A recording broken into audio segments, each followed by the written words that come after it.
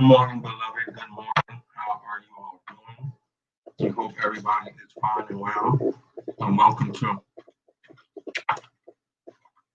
the Christian Cereal Club, the Christian Breakfast Club. Some of y'all give different names. I am here this morning doing my favorite thing on Saturday morning, which is having my bowl of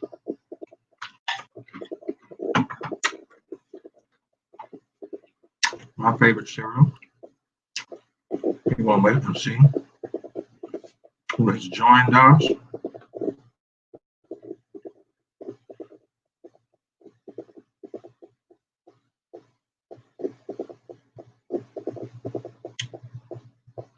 And Sister Ralph, you will be praying for her. She just texted me. She's just getting out of the hospital. Sister Good is just finishing up her broadcast. And so, good morning. Good morning, Sister Butler. How are you? Good morning, Sister Good. Great program this morning. So we are doing our favorite thing on Saturday morning. Breakfast Club.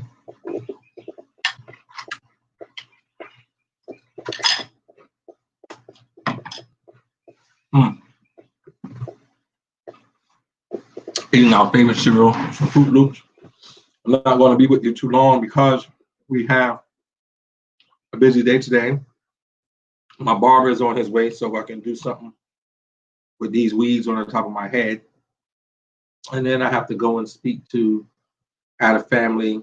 It's my family, but they asked me to come speak to all of my nieces and nephews who are graduating or who graduated and those who completed on yesterday and Thursday to give them sort of a graduation speech, a family graduation speech. So we're doing that at 4 o'clock up in Hopkins.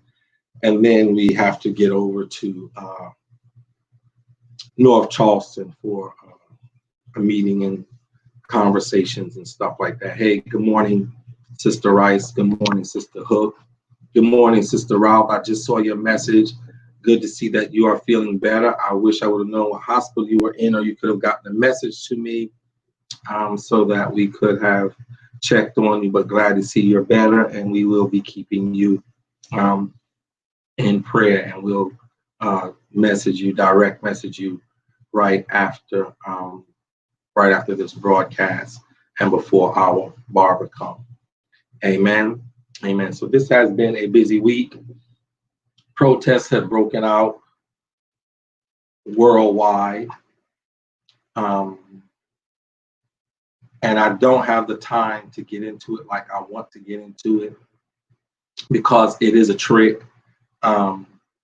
Before God does the improbable, the imposter shows up. And so this is a trick. When your enemy one day all of a sudden says, "Oh no, you're right," watch out for that.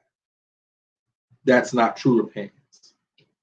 True repentance, or when you've won your enemy over, first thing he or she does is says, "I am wrong. You were right." For me to say you were right doesn't mean I'm admitting that I'm wrong. It means I'm trying to set you up for something. And so what's going on? Good morning, Sister Ransom. What is going on is really a setup. Watch this, and then I'm going to get into these books that I want you to get excerpts from or try to read them. And then we're going to talk more about them on the next Breakfast Club, and I'll keep reminding you to get them so we can talk about them in July. So Roger Goodell and the NFL are now involved in the protests because of something Drew Brees said. He came out and he made a statement, right? He never said that what Drew Brees said was wrong. By the same token, he's saying we're joining you in the protests against the killing of George Floyd. He never said Colin Kaepernick was right. Now you joined in the protests.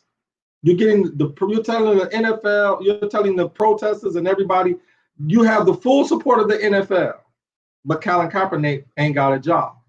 Why does Colin Kaepernick not have a job? Because you allow the NFL team owner to fire him because he was kneeling down to protest Black people getting killed by the police. Listen how the message has gotten diluted. Listen how the message has gotten whitewashed. Listen how broad the message was, and now it's down to the issue isn't the police killed George Floyd. It's bad the police killed George Floyd. It's a terrible thing that the police killed George Floyd. It's a terrible thing that they killed Breonna Taylor. It's a terrible thing that they killed Eric Garner. It's a terrible thing that these white racists killed Ahmaud Arbery. It's a terrible thing going all the way back as far as I can first remember 1978 in Brooklyn, New York, Arthur Miller. It is a terrible thing. But that isn't the thing. It's a terrible thing. But that's not the thing. The thing is the overall treatment of African Americans, who make up 13% of the population, whom people do not count. Beyond, and I listened to Sharpton's sermon, beyond their foot on our neck, there's a knife in our back, a foot on our neck, and people are focusing on the foot on his neck. There was somebody sitting on his back, pushing the air out of his stomach. There was somebody holding his legs down so he could not wiggle and move. It is not just a knee on our neck. It's a knife in our back, somebody sitting on our back, somebody holding our legs and immobilizing us. And sometimes they hire us to do that to us. The people who have joined these marches, the white people who have joined these marches, hadn't necessarily joined them because they're on your side. They joined them and they want this stuff to stop, not because they love you, but every time this stuff happens, there's such an uproar, there's so much fuss, it interrupts their daily lives. You missing it now. They don't care about you. Roger Goodell doesn't care about you. He cares about your viewership. And if 50 million people out in the streets marching, ain't nobody home watching the NFL when it starts, they're going to be charging you money because it's almost going to be pay-per-view. Or the NBA. They don't care about you. They want you to hurry up and come back home. They want to settle this, not because they care about it happening. They care because now it's going to mess with their viewership. Because, see, it happened at a time when there was no baseball, no basketball, no football, no nothing. So people who want to get out have all of this energy. And now that they're out and it feels good, them being out. Good morning, Sister Stewart. Good morning, Sister Cynthia. Good morning, Sister Blaylock, Sister Watson, Sister Williams, anybody I missed. And so now that the people are out, they're like, well, damn, how are we going to get the people back in? Oh, we know. If we help solve the people's problem, they'll come back in and watch our show. And then once we go back in and we watch their show, if this happens again and when this happens again, and it will, while we are watching their shows, you ain't going to be able to get that many people to get away from TV. So this is a setup. They're not there to help because they genuinely care, because where were they? Where were they during other times and other circumstances and other situations? Why did they let Colin? He cares so much about the issue of Black people killing police. Why didn't he come out on the field and kneel down with Colin Kaepernick?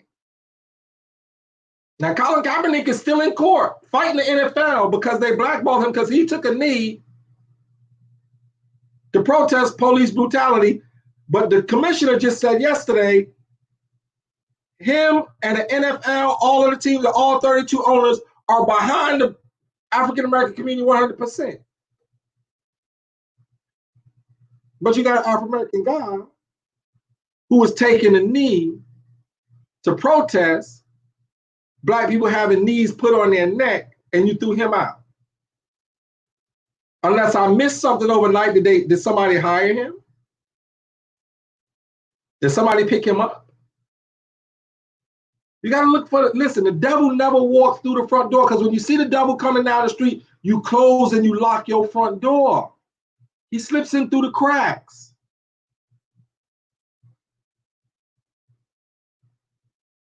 And then the COVID. All of this is a scheme. Because the very same Black leaders who told us stay inside and wear face masks 1 week,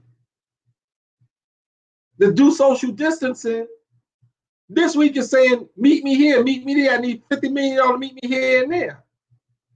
The next week.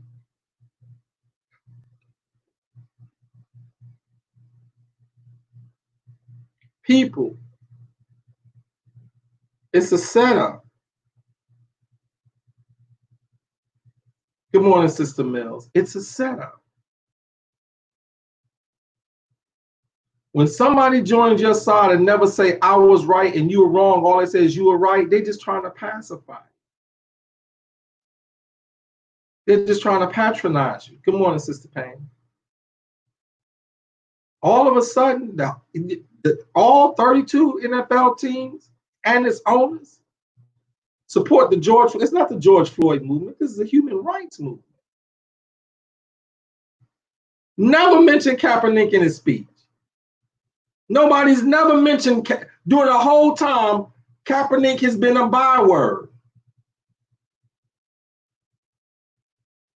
That's what they owe an apology to. Colin, we were wrong. You were right. But that's not, they don't care about that. They want you to hurry up and get back home. So when the NFL season starts, good morning, Sister Murphy. So when the NFL season starts, you'll be home watching TV.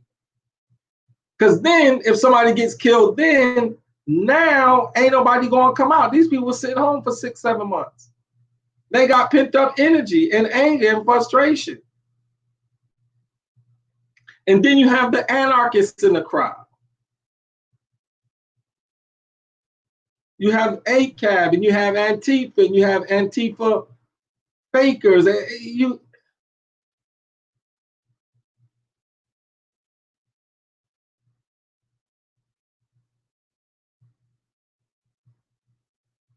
What we need most of all, at the end of this, we still will not have. Going about it this way. What we need, what the world needs most of all, and what African Americans or people from the African diaspora who find themselves in modern day Babylons all around the world, in modern day captivity all around the world, from Asia to the Arabian Peninsula, London, England, Spain, South America, what we most of all need, we still will not have when this is over with, going about it this way. We don't need a movement, we need a coalition of the willing. That's what we need. We need to build coalitions of races and nations that say when somebody bothers you, they bothered me. When somebody killed you, they killed me. When somebody lied to you, they lied to me. Sort of like the UN. A coalition of the willing. That's how unions work. Unions aren't strong because of one union. And this is what's going to probably be the downfall of the police union. But here's how union work. So let's say the bus driver union go on strike in New York. Postal workers fixing to go on strike. Hotel workers going on strike because they supporting the problems you have on your job. I don't have no problems on my job, but you a union employee, right? I'm a union employee, right? If you got problems on your job, I got problems on my job. So now all the unions walk out. Now the whole city is shut down. So now the people from the hotel people, fire department, they're going to the bus driver. You say, listen, y'all need to treat the bus drivers right. Y'all need to study the difference with the bus drivers, because as long as the bus drivers union is out, ain't nobody else going to work, and that's slowing the problem. So y'all get the bus drivers treated right. They treat the bus drivers right. Everybody go back to work. Next week, the sanitation people go out. Bus drivers walk out again. The bus driver now goes, hey man, do the sanitation people right, because that's what gives the unions their strength. Is that they're a coalition of the willing. If you go out on strike, even though the problems you have on your job, I'll never have the problems on my job. If y'all walked out on your job, we walking out on our job. That's why the South don't want unions. That's why they wouldn't let them, didn't want to put a union in the Boeing down here in South Carolina. I bet you they got a union in Boeing in Seattle, Washington. But all the other Boeing plants got unions.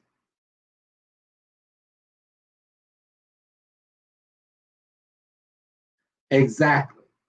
No progress can be made, and you cannot reconcile with your enemy until he recognizes what he or she did was a problem and was wrong, and can identify for it. I used to hate when my mother used to chastise me, but I used to love her get on other people, because she'll say, before she said, now what are you apologizing for? Well, why are you apologizing for that?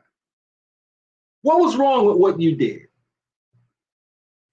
Tell me the impact you think what you did that was wrong had on me. So you know what? When people went through that grilling with my mother, because she wasn't just going to accept, I'm sorry.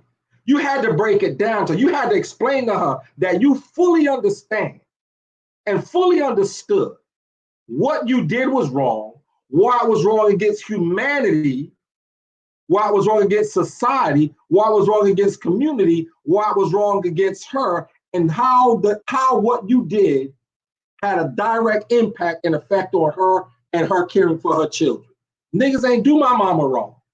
They're like, man, you do that lady wrong. Damn, she ain't just gonna say, you can't just go to her and say, I'm sorry.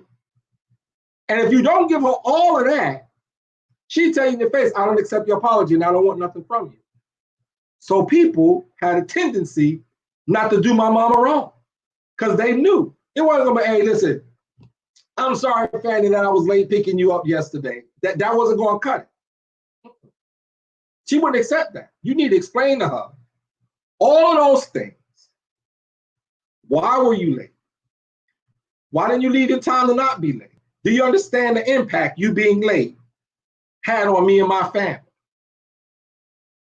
Niggas was on time. Anybody pick up my mama with niggas on time? Like, man, because Miss Fanny ain't gonna just accept, I'm sorry. And so until we make our enemy say it's out loud, here is the impact.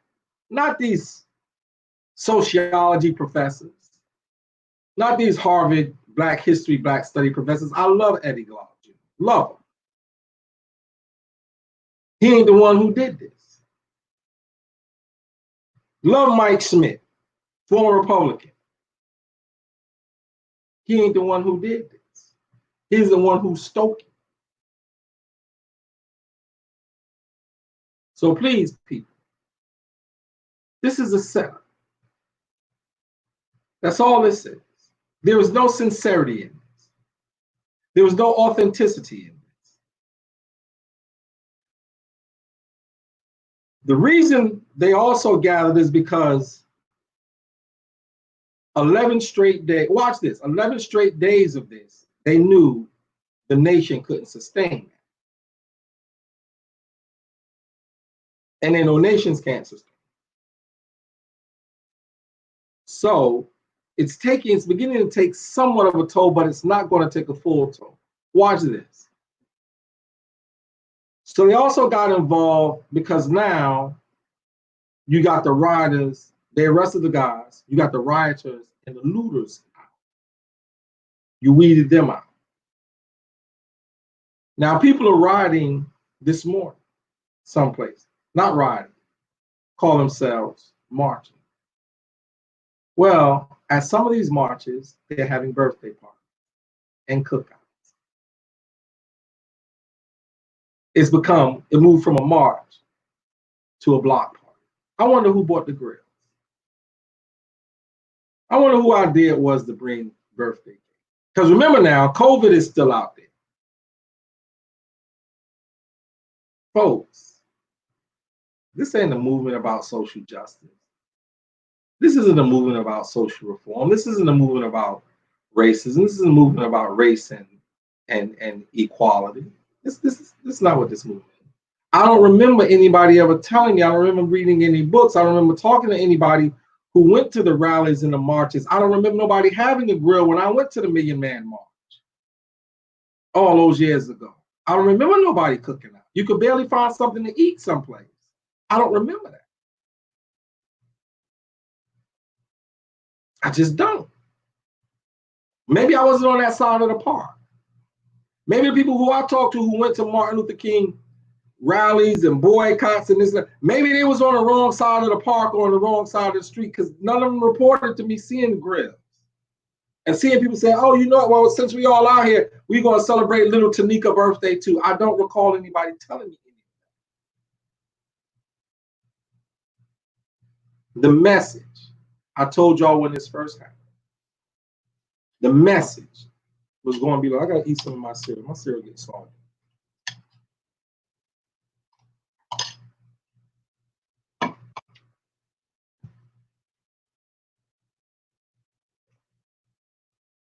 I told you the message would get co-opted and the message would get lost. There's this book, great book, edited by, something got in my eye. I think an eyelash. That's the curse of having these long Wade Henderson eyebrows and eyelashes. Sometimes they double back and get in your eye.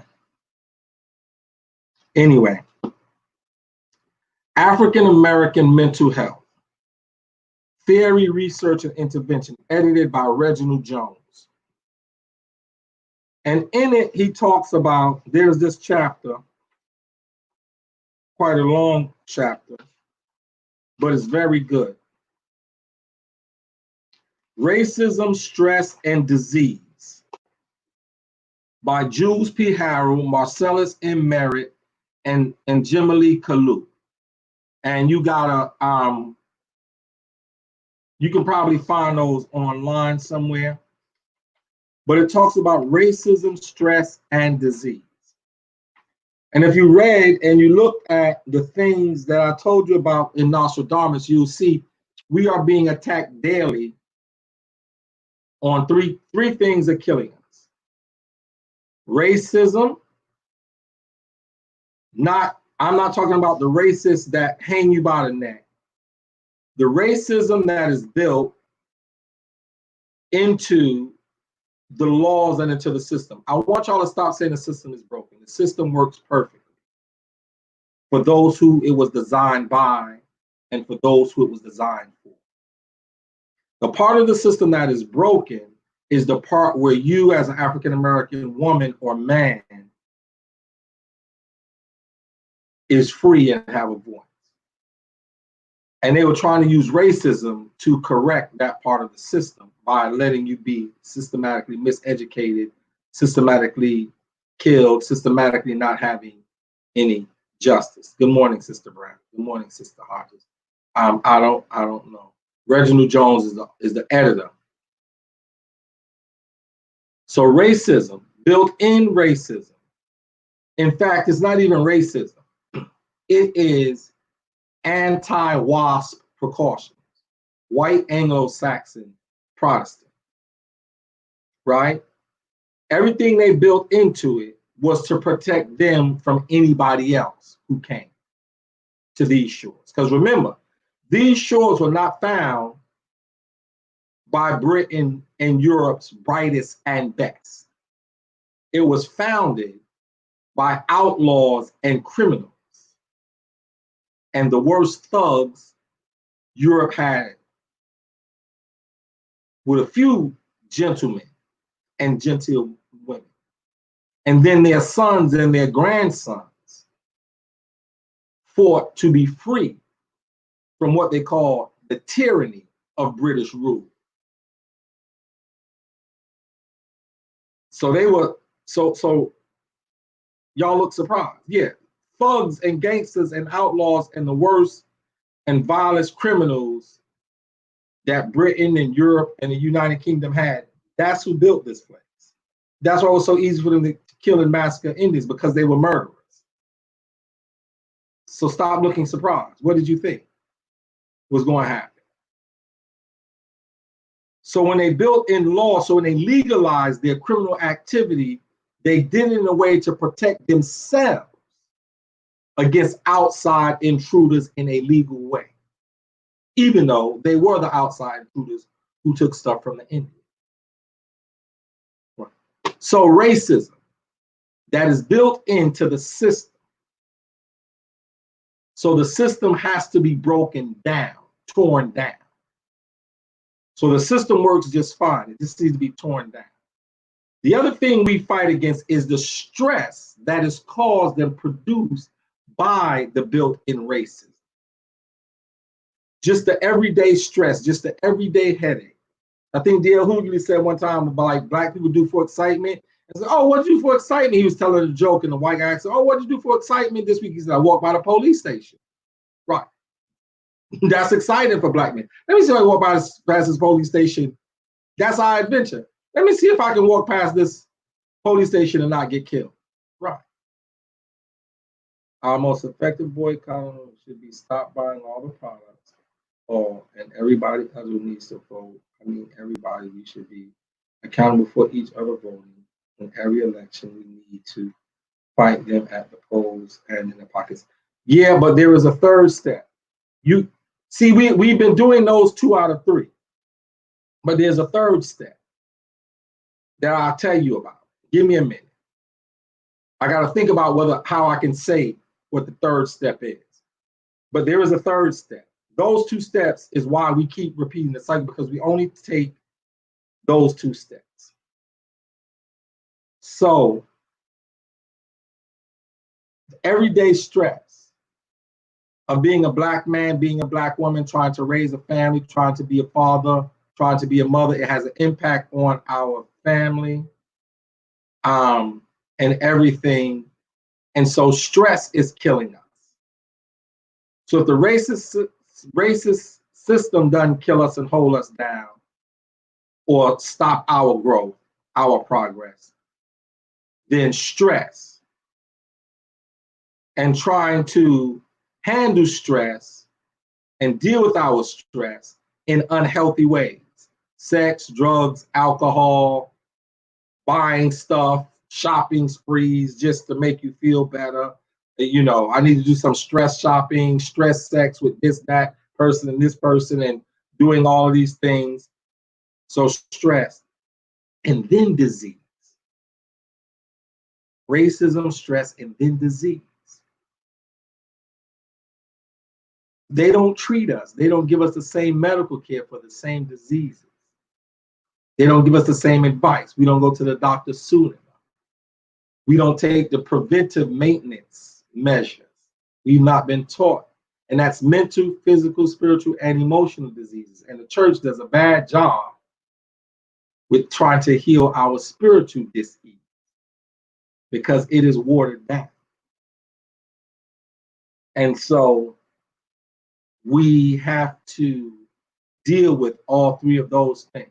Those are the 3 main things. Those are the 3 areas.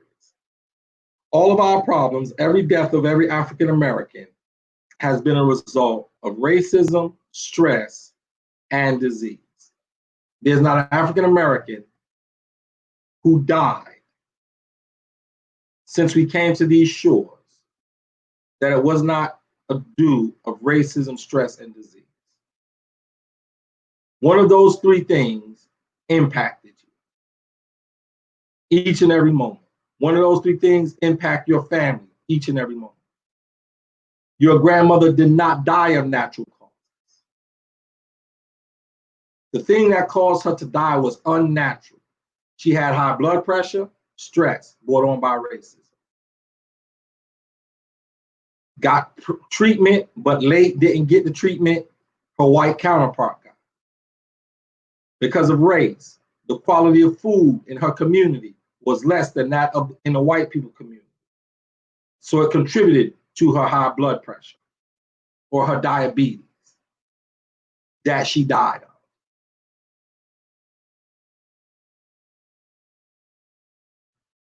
And grandma would snack when she was stressed. While she was sitting up waiting to see if her boys, if her sons will go, her grandsons that she was now raising, because her sons and daughters got killed in the streets due to drugs, the crack wars, this, that, and all the other stuff that CIA brought in, race. So while she was sitting up, worried half to death, she would snack and she would eat, high blood pressure. So no, grandma did not die of natural cause. The stuff that caused her to die was unnatural. So I hate when people say, well, somebody, I haven't met an African American. We can't afford to die of natural causes. I haven't met an African American that can. The richest African, Oprah Winfrey, can't die of natural causes. I don't care if she lived to be 100. Black people don't die of natural causes.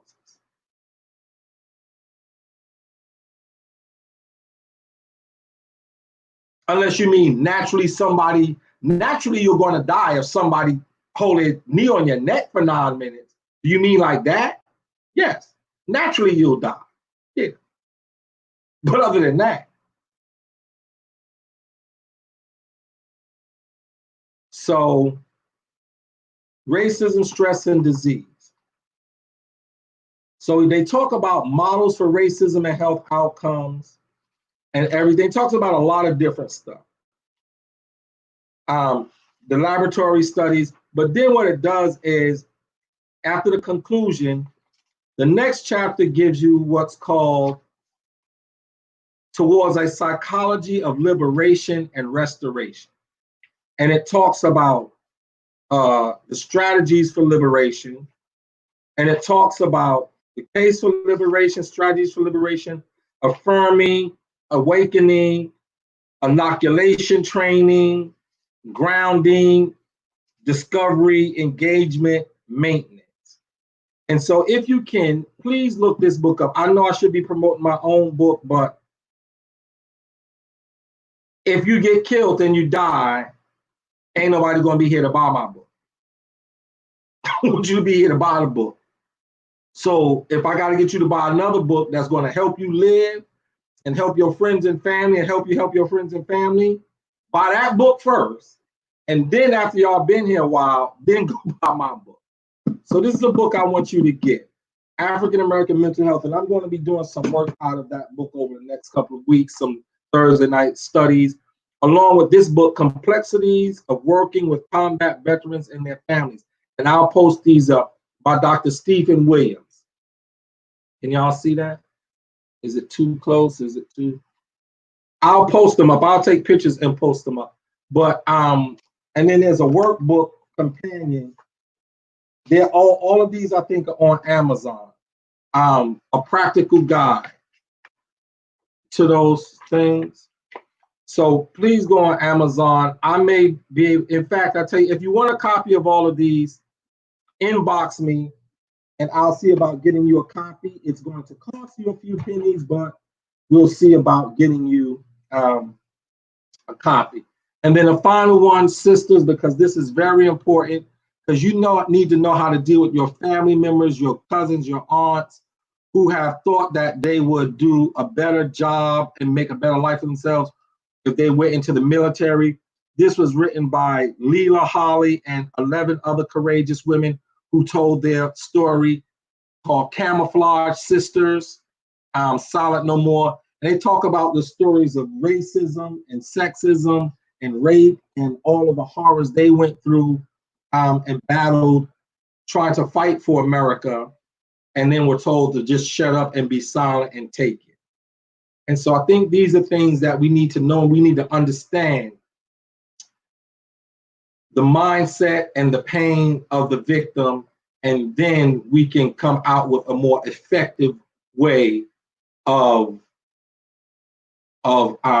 dealing with the persons or the society or the system that caused their victimization. Now, back to you, Sister Mills, and then I'm going to be done. So we do those two out of those three things, and that's why we really keep this cycle going. Most people say, well, I've never seen any protests like this before in my lifetime, because you wasn't around in the 60s, or you wasn't paying attention, or you didn't care and you wasn't paying attention. And in comparison, what you're seeing today it's like, $10,000 a day was like $1,000 60 years ago. So it was the same stuff. It's just what 50 million people can do today, 50,000 can do 70 years ago. So it's the same movement. They want us to protest unmasked, undistanced, in large crowds during this pandemic, that are people dying at high rates, to further spread the virus and to further impoverish our already fragile, undeserved life. Exactly. That's what the plan is. That's what the plan is. Now, the third part of your solution, vote and hit them in the pocketbook, what's missing is a coalition of the willing and the know-how. And what the coalition of the willing and know-how does, along with those two, is make the perpetrators and those persons who benefit from the system, make them feel a cultural impact as well as an economic impact.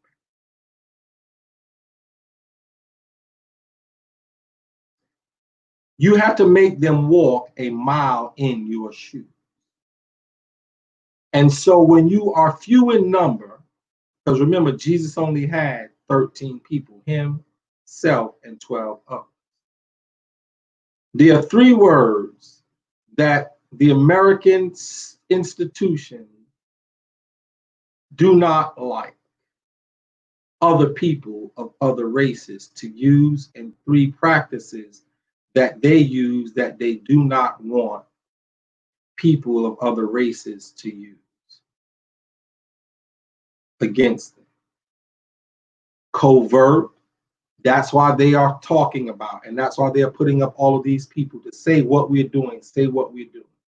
Jesus operated covertly. He carried out a covert mission.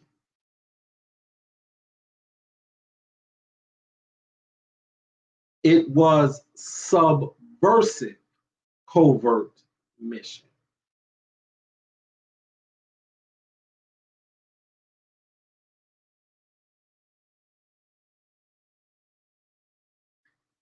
That's why Nicodemus came to him at night. He had a guy. Y'all don't know how to read the text. He had a guy on the inside.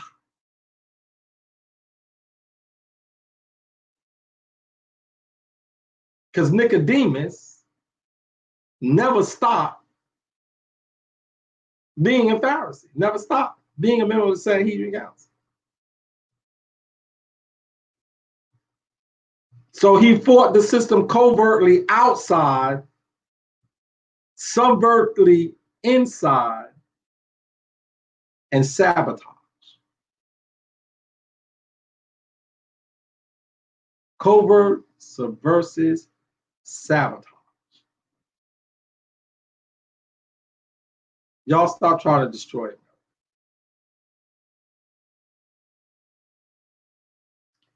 Help America sabotage America.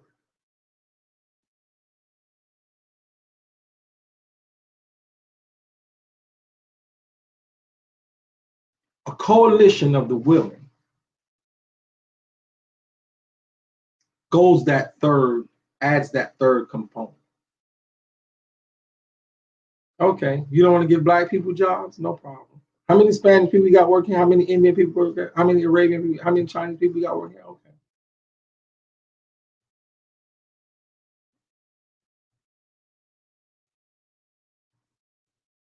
See, we ain't got nobody on the inside.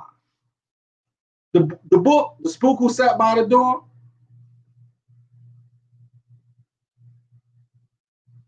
We got to get, damn the people in the streets marching. That ain't who we need. There's some black person, or if there's some black person who knows some white person who work in Mitch McConnell's office. You mean nobody in Mitch McConnell's office and nobody black?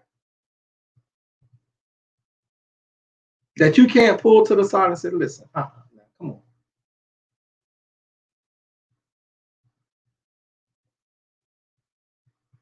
But I'm gonna start right there because they might have black Jeeps pulling up at my house right now. Hell, I don't know.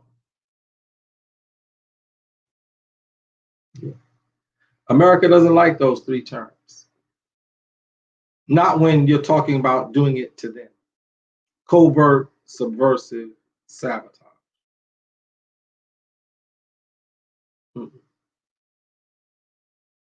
CIA, how did they do it? Infiltrate Black Panthers, infiltrate drugs, infiltrate gangs. Watch this. There was a black dude who the FBI, and this is how crazy this is. Watch this. So there's a black dude, he was an FBI agent, but he was out with the protesters. And I guess his job was to kind of listen and see what people were talking about. So he has his badge, but he doesn't have a gun. So the white cops who can't stop being white, and it's caught on video film, they come up to him, they harass him like they do normal black men and this, that, and the other thing, put him in handcuffs. He asks him, why are you stopping me? Oh, you're doing this, you're doing that. They reach in his pocket and they realize, oh shit, we just arrested an FBI agent. So they have to let him go. And then he curses them out. And the whole thing is caught on video. He was like, you just messed up, you know. In other words, he was saying to them, your racism is so bad. You guys are so stupid. All you do is look at a black face. If you'd have been paying attention to your stuff, your sheets and everything you get every day, you would have known that the FBI sent plants down here to listen to what these black people were saying so we can go back and tell them so we can sabotage their movement from the inside. But your racism is so bad, you didn't even pay attention to what the uniform of the day was. That anybody with these colors on, these colors in this garment, in this combination, like a combination, blue hat, red shirt, blue jeans, brown shoes, don't mess with that person. Because that's the combination. They have to have it on in that sequence with this color belt on. That's one of our guys. But you were so anxious to hurry up and get out because you saw all these black faces. You were so anxious to get out the precinct so you could come and beat up some of the black faces that you didn't. Right. And you sabotaged our covert subversive mission. Is there helicopters out here? Have they scanned me yet? All right, I got to get off here. My barber is here. But God bless you, heaven smile on you. Have a great weekend. I enjoy my Breakfast Club time with you. But yeah, I'll post those books. African American Mental Health, edited by Reginald Jones. Complexities of Working with Combat Veterans and Their Families by Dr. Stephen Williams. And Camouflage Sisters, Silent No More by Leela Holly. Please try to get those 3 books because I'm going to be talking about them over the next couple of days and weeks. Come on in, Dion. Over the next couple. Is it locked? Give me 1 second. All right. I got to go. My barber's here. Love y'all. Thank you for the birthday card and no Father's Day cards and those who, who sent them and who want to send them. Just inbox me and I'll tell you where you can send them to. Thank you very much. God bless you. Love y'all. Have a great day. I'm coming.